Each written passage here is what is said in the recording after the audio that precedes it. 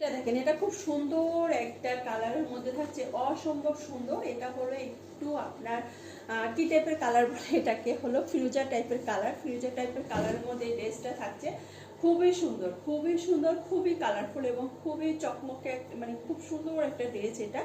মাশাআল্লাহ, খুব সুন্দর ফিরোজা কালার। এটা পার্পেলটা এবং ফিরোজা কালারটা একই রকম। পার্পেলটা এবং ফিরোজা কালারটা একই রকম। জাস্ট দেখেন কি সুন্দর, তাই না?